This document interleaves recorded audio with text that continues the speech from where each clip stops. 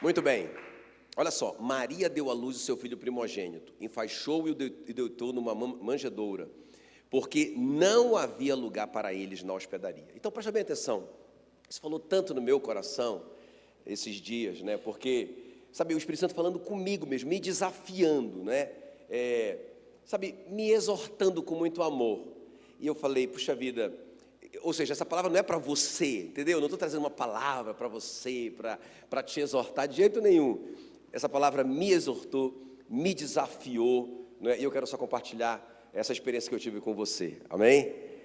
Mas, então, aqui é o maior acontecimento da história humana. Eu creio que olha, não tem coisa maior do que essa, quando Deus se fez homem e habitou entre nós. Por que ele teve que fazer isso? Porque ele é o juiz do universo, o juiz justo, e ele tinha que punir o pecado.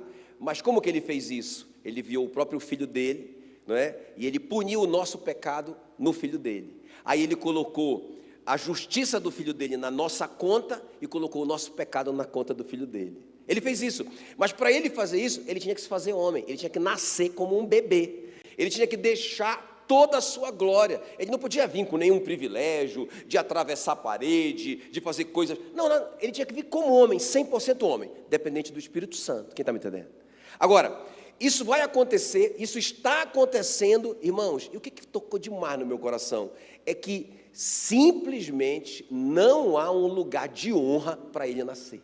Pensa, ele está vindo para resolver o problema da humanidade, para salvar a gente. Ele vai se doar, ele vai viver uma vida de sacrifício, ele vai viver sem pecado, ele vai morrer na cruz, ele vai ser sepultado, irmãos, e não tem um lugar de honra para ele nascer. Que loucura isso, não é? Então, ele foi colocado num coxo, não é? Um coxo mal cheiroso de um animal, não é? Foi lá que o Rei dos Reis foi colocado, foi lá que ele nasceu. Então, isso falou demais, isso me desafiou demais, porque, irmão, é como se Jesus fosse colocado em segundo plano, ele foi colocado de lado. Não tinha um hotel, né? A hospedaria que representou o hotel daquela época, tinha um hotel legal para ele nascer. Então, o que sobrou para Jesus?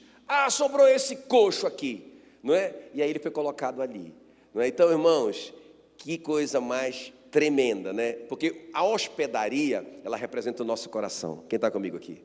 Porque a Bíblia diz em Apocalipse 3:20, eis que estou à porta e bato. Se alguém ouvir a minha voz e abrir a porta do seu coração, eu entrarei em sua casa, é a hospedaria. Cearei com ele e ele comigo. Nós teremos intimidade. Então, a hospedaria que representa o nosso coração. Então, sobre o que Deus falou comigo naquela manhã? Qual o lugar que Jesus ocupa no meu coração? Será que eu estou dando para ele uma hospedaria? Ou seja, o centro da minha vida, ok? Ou eu estou colocando ele de lado, eu estou colocando ele num coxo, o que está sobrando na minha vida, no meu tempo, eu estou dando para ele, não é? Então é sobre isso que eu quero conversar com vocês hoje à noite, eu quero realmente te desafiar. O meu tema, qual o lugar que Jesus ocupa no nosso coração? Qual o lugar de Jesus em nosso coração? Amém, queridos? Então, por que não havia lugar para Jesus naquela hospedaria? Então, eu quero responder essa pergunta. Por que não havia lugar para ele ali? Por que eles colocaram Jesus de lado? E por que nós, às vezes, estamos fazendo a mesma coisa? Ok? Estão prontos? Quem está comigo aqui? Então, a primeira coisa aqui, a primeira razão, porque ele foi colocado num coxo, um coxo fétido e não num hotel legal. Por quê? Porque a hospedaria estava cheia, ok? Então a primeira coisa é isso, diga comigo bem forte, a hospedaria estava cheia. Quer dizer, é como se o coração daquelas pessoas já estivesse tão cheio de tanta coisa que não tinha mais lugar para Jesus, né? Então o texto fala, não havia lugar para eles na hospedaria. Então veja bem, a Maria estava grávida, o texto diz de 9 meses, não é? Pensa, uma menina, ela era quase uma adolescente, de 9 meses já, tá para ter o bebê. O que essa moça vai fazer essa viagem? Uma viagem tão longa, em cima de, talvez, um jumento ali, né? De um animal, porque era uma ordem do César Augusto, do imperador, então era uma lei. Eles tinham que ir para fazer o recenseamento na sua própria cidade. Como eles, né, o José e a Maria, eram de Belém de Judá, eles tinham que fazer essa viagem, arriscar a vida dela, né, da menina e do menino, do filho, E para chegar lá em Belém de Judá, claro que foi uma viagem mais lenta do que todo mundo.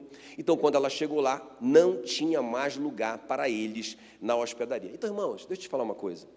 Nós temos que dar uma olhada hoje na nossa agenda, não é? Como que está a nossa agenda?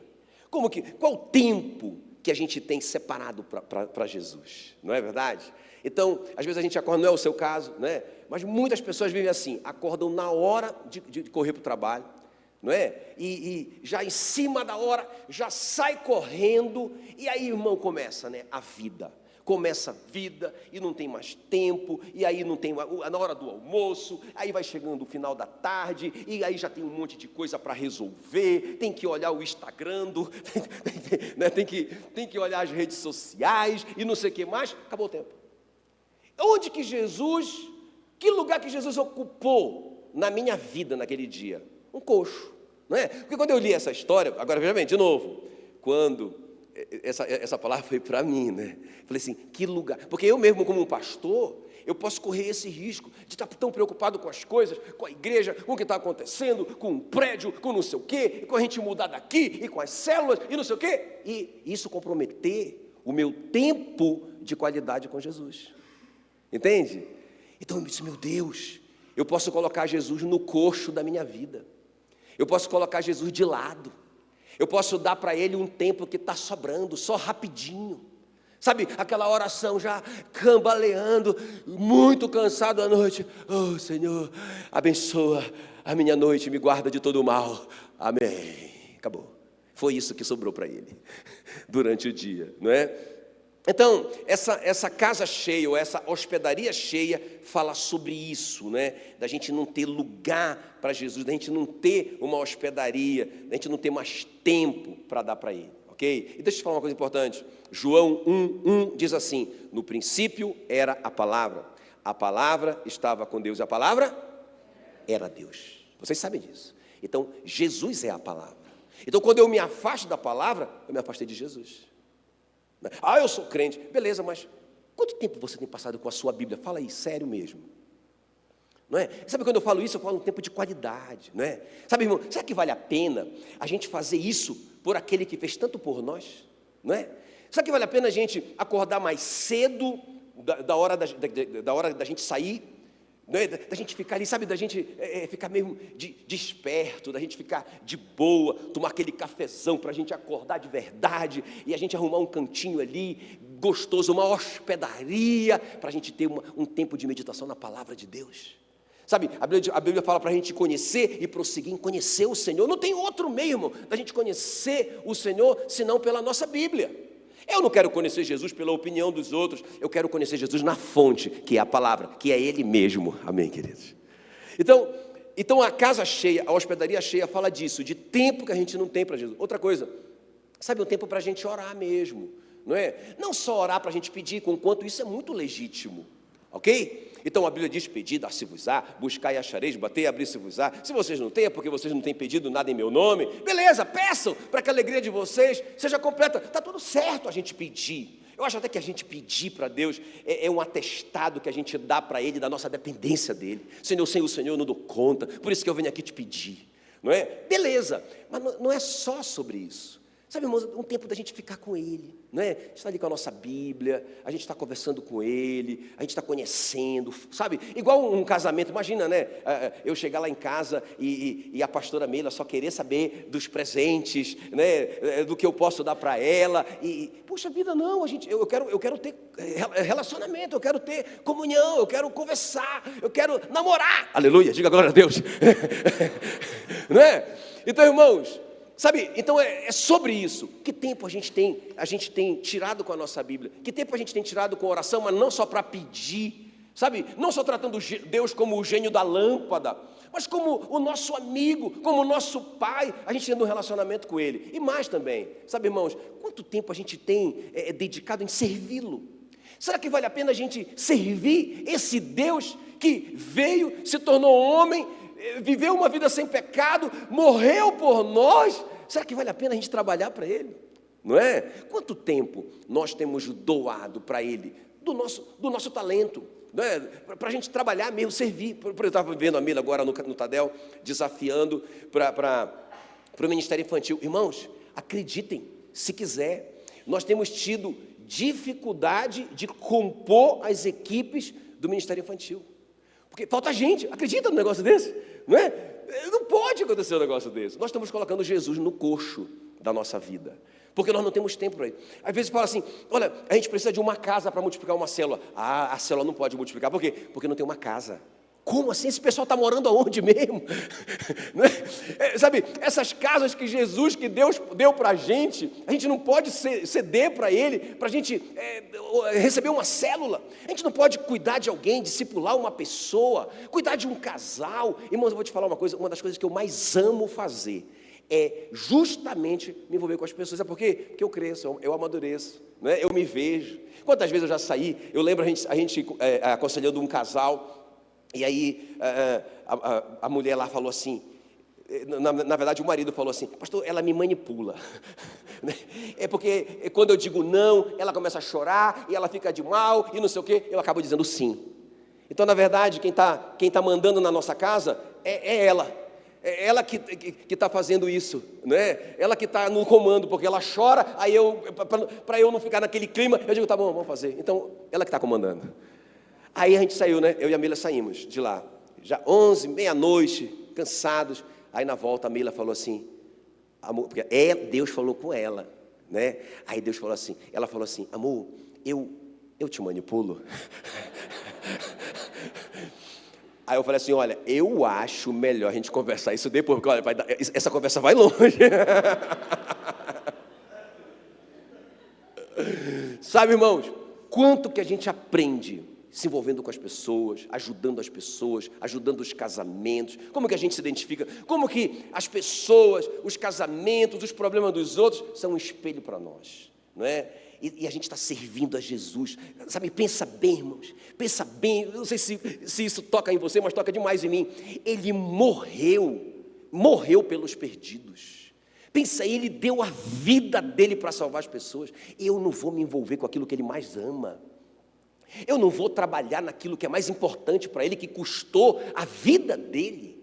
Poxa vida, eu não posso cuidar de alguém, não é? Eu não posso liderar uma célula, eu não posso trabalhar para as crianças. A Meila falou hoje, né, que de 4 a 14 anos, 80% das pessoas conheceram Jesus nessa faixa etária, de 4 a 14 anos. Pensa, é uma mina de ouro, 80%. Não é? Por isso que a Bíblia diz, né, ensina a criança no caminho que ela deve andar, porque depois que ela ficar velha, ela não vai se desviar dele. E eu posso me envolver disso no Ministério Infantil, ajudar essa criança a nunca se desviar. Meu Deus do céu, meu Deus do céu. Então, a primeira coisa aqui, por que, irmãos, que Jesus não encontrou um lugar digno, uma hospedaria para nascer? Por que ele nasceu num coxo? Fala aí para mim. Estava cheia, cabeça cheia, agenda cheia, tudo cheio, não tem lugar para Jesus. Que tristeza. Mas a segunda coisa aqui, também falou muito comigo, porque as pessoas ali, a segunda coisa, as pessoas ali estavam ocupadas demais consigo mesmas. Qual que é a primeira coisa mesmo? Hospedaria cheia, um coração cheio de muita coisa, cheia de mundo, cheia de tudo, não tem lugar para Jesus. A segunda coisa, falei para mim, ocupada demais, porque veja bem, irmãos, olha o que diz Lucas 2,6, estando eles ali, aconteceu completarem-se-lhe o dia, não é? Completarem-se-lhe os dias, ou seja, 9 meses, chegou, né? Então, a ideia que dá o texto, estando eles ali, aconteceu completarem-se-lhe os dias. A impressão que dá é que José e Maria chegaram ali, eles já estavam ali, e estavam ali procurando um lugar, e parece que demorou alguns dias, algum tempo, irmãos, e não encontraram um lugar legal para uma moça ter o seu primeiro filho, o seu primogênito, uma menina que não tinha experiência nenhuma, não é? Para ter o seu primeiro filho. E sabe o que isso fala comigo? Meu Deus, não apareceu ninguém ali para se oferecer, para ajudar. Eu nem estou falando, porque Jesus está no ventre daquela menina, nem estou falando nisso agora. Era uma mulher grávida de 9 meses. Quem já ficou aqui com 9 meses? Né? Porque eu acho que só vocês que podem sentir na pele mesmo essa história. As mulheres. Eu participei de todas as gravidez da Meila, Então, quando ela estava com 9 meses, irmão, nada ficava bom, né? Ela dormia de lado, aí ela acordava, aí ela virava do outro lado, ela estava para explodir, né? Ela já estava andando devagarinho, todos os movimentos dela eram difíceis. Ela deixou de fazer muita coisa já, e nada desse negócio chegar, e nada daquele dia chegar, meu Deus do céu, não é? Agora imagina uma menina de 9 meses nessa situação, viajando em cima de um jumento, no calor do deserto da Judéia. Você pode imaginar um negócio dele? Agora, essa moça chega ali, muito grávida, e ninguém aparece para dizer, olha, não tem como você ficar direto lá na nossa casa, mas pelo menos essa noite, você vai ficar na nossa casa, nós vamos te ajudar, depois a gente dá um jeito, a gente vai se envolver nisso, nós vamos ajudar você. Não é? Ou seja, irmãos, por quê? Porque as pessoas estavam ocupadas demais consigo mesmas e nem se perceberam, né? Agora, deixa eu te falar uma coisa. Quando a gente está assim, muito ocupado só com a gente não consegue ver Jesus. Sabe, a gente não consegue ver naquela necessidade da pessoa uma oportunidade para a gente servir a Jesus. Quem está me entendendo? Isso aqui é muito chave que eu estou te falando, vou repetir. Às vezes a gente está olhando só para a gente mesmo, para as nossas preocupações, para as nossas contas, para as nossas dificuldades, e a gente não consegue olhar para fora para ver uma dificuldade de alguém, sabe? E na verdade aquilo é uma oportunidade para a gente servir a Jesus através da dificuldade daquela pessoa. Quem está me entendendo? Não é? Porque deixa eu te perguntar uma coisa. Onde estava Jesus nesse momento aqui? Onde estava Jesus? Fala para mim. Na barriga. Ele estava na Maria. Quem ajudasse a Maria estava servindo a Jesus, não é? Agora presta bem atenção. E isso é muito sério, porque Jesus falou assim: olha, eu estive com fome e vocês me deram de comer. Eu estive com sede e vocês me deram de beber. Estive doente, vocês foram me visitar. Estive preso, vocês foram me ver. Os discípulos disseram: Senhor, o Senhor nunca esteve preso, o Senhor nunca esteve doente. Quando foi que nós demos comida para o Senhor e o Senhor estava com fome? Aí Jesus falou assim: olha, em verdade vos afirmo que sempre que o fizeste a um destes meus pequeninos irmãos, a mim o fizeste. Percebe? Quando a pessoa tem uma necessidade, é uma oportunidade para você servir a Jesus. Meu Deus, mas se a gente estiver só olhando para o nosso ventre, a gente não consegue perceber essa dificuldade. E a gente passa batido e a gente deixa de servir o Senhor. Isso aqui é muito sério. Na parábola do samaritano, do bom samaritano, Jesus fala um pouco sobre isso, né? Porque todo mundo pensava assim, não, o cara espiritual é o sacerdote. O segundo, mais espiritual, deve ser os levitas, não é?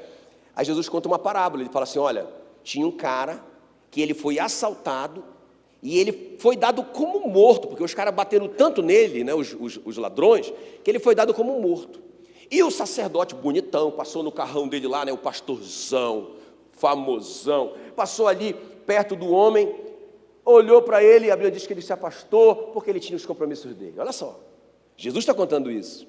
Aí veio um levita atrás, viu o mau exemplo do pastor, quer dizer, o músico da igreja, o cara que trabalhava na igreja, não é?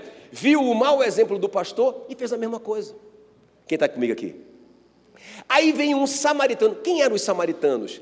Eram as pessoas que os judeus odiavam. E aquele cara que estava lá arrebentado, precisando de ajuda, era um cara que tinha raiva dos samaritanos.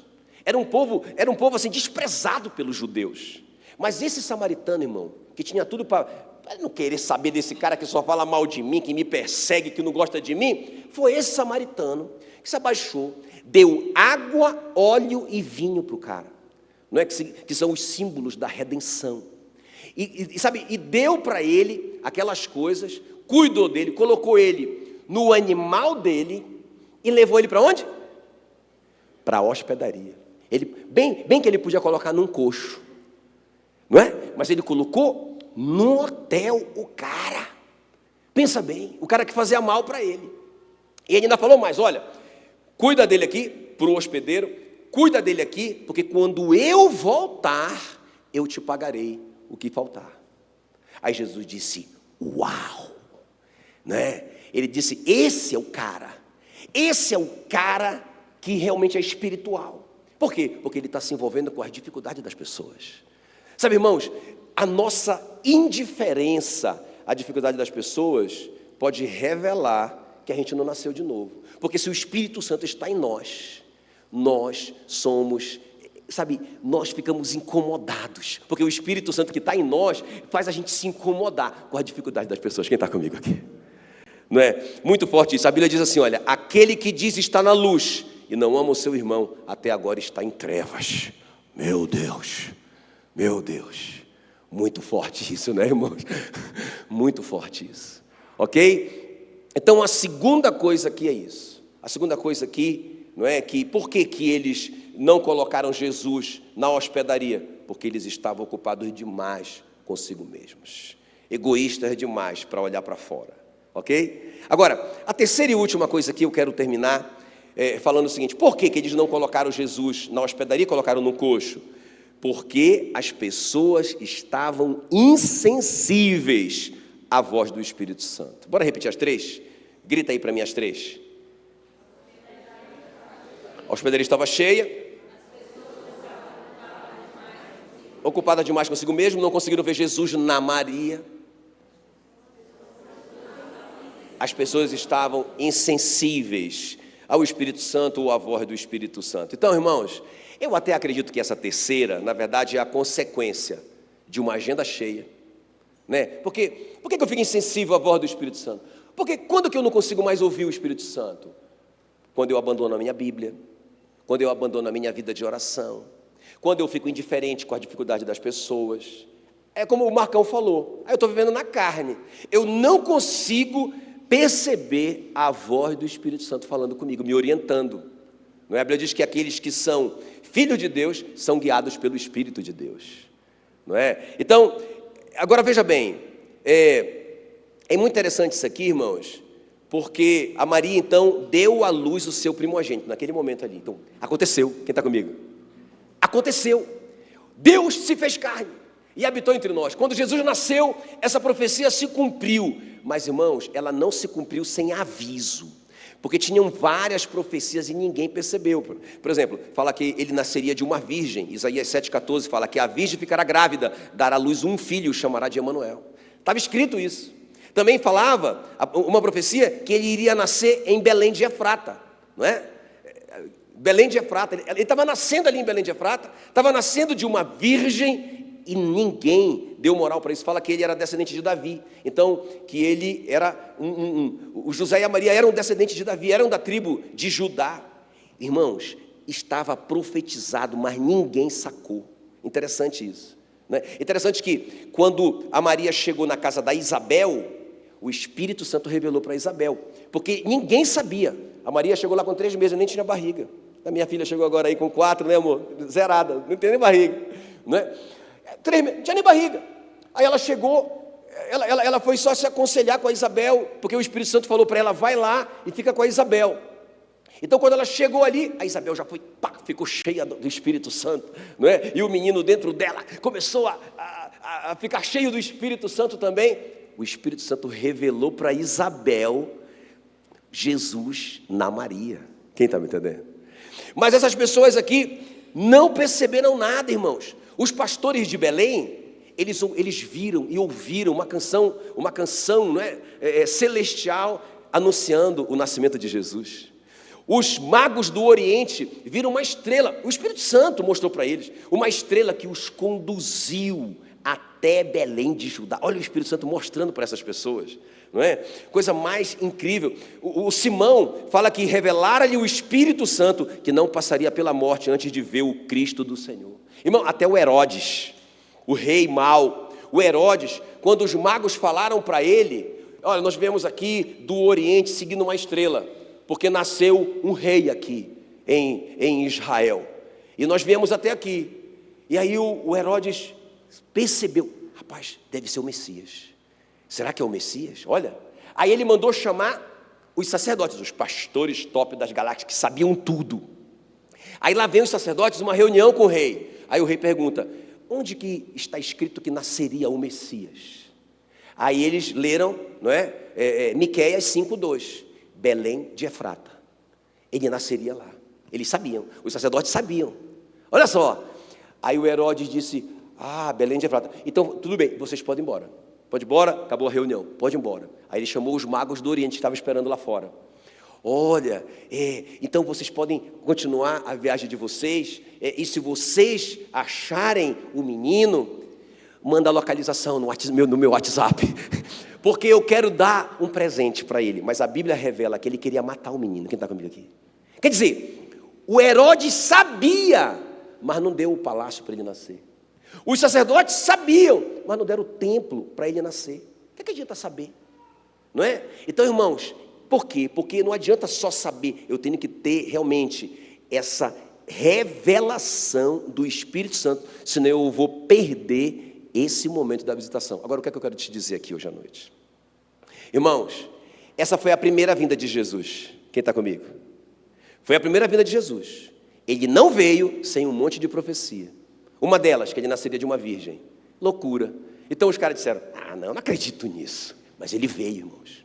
Ele não só veio, como ele nasceu, cresceu, foi tentado em todas as coisas, sem pecado, e morreu na cruz, pelos nossos pecados. Muita gente não acreditou na primeira vinda, e ele já veio. Agora deixa eu te falar uma coisa. Ele está voltando. Não sei se você acredita nisso, porque nem se prega mais sobre isso.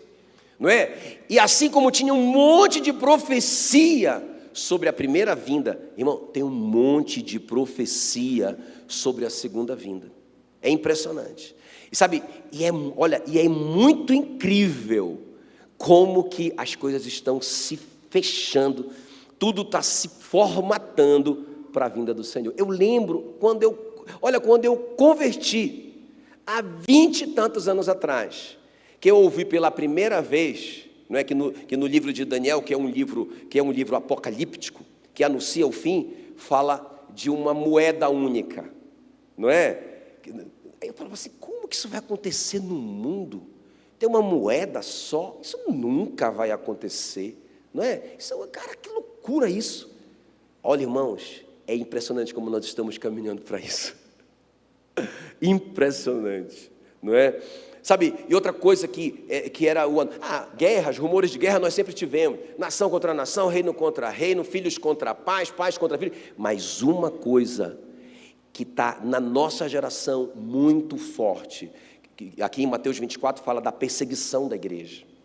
Vocês serão perseguidos por causa do meu nome, vocês serão odiados por causa do meu nome. Irmãos, eu quero, sabe, quando a gente vê esses vídeos, né, que está acontecendo nesses países perseguidos, nesses países, por exemplo, que a Constituição é o Alcorão, são vários países. Eu estive na Nigéria, há alguns anos atrás, eu fiquei impressionado, na verdade eu fiquei apavorado, né? Porque nós chegamos no aeroporto, e a gente ia fazer uma viagem de, 40 quilômetros, para onde era uma igreja, que é a maior igreja do mundo hoje, não é?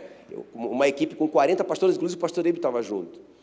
Irmãos, eu não sei o que aconteceu, né? Eles só falavam, né, quando eles não querem que a gente entenda, eles falam um dialeto, né? Eles não falam inglês, porque na Nigéria fala inglês, e ninguém entendia nada, aquele desespero, e a gente foi em 2 micro-ônibus na contramão da BR, sabe, e é aquela loucura, e aquela, rapaz, irmãos, porque aí depois, quando nós chegamos lá, que foram falar, não é? Porque descobriram que eram pastores que estavam entrando ali, não é?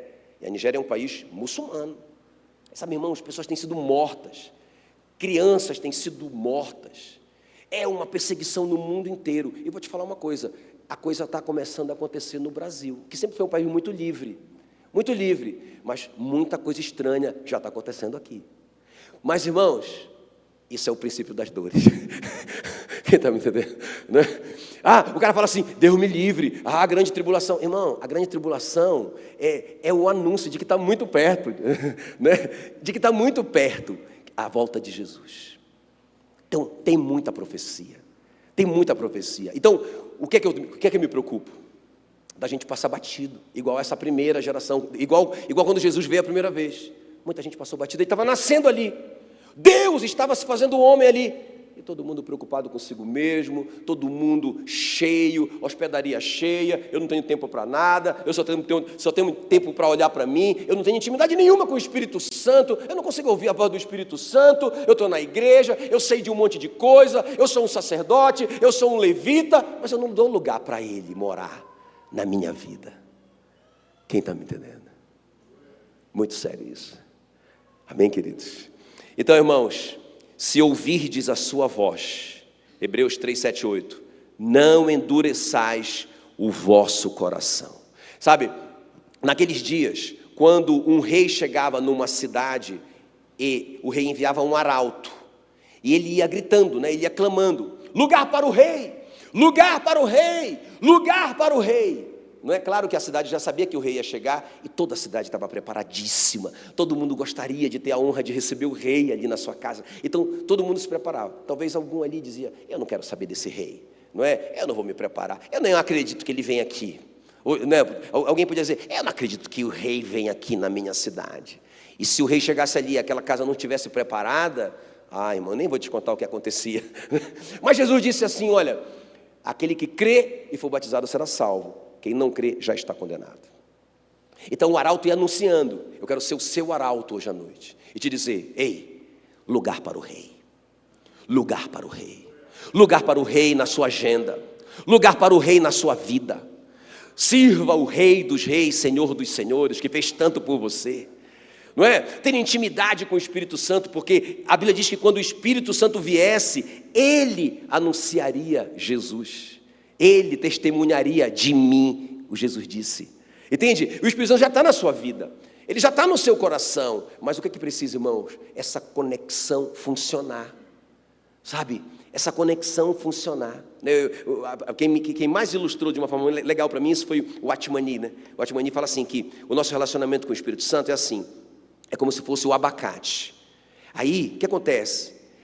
Onde está a vida do abacate? Na semente.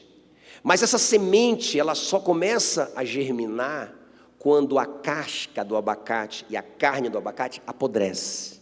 Quem está comigo aqui?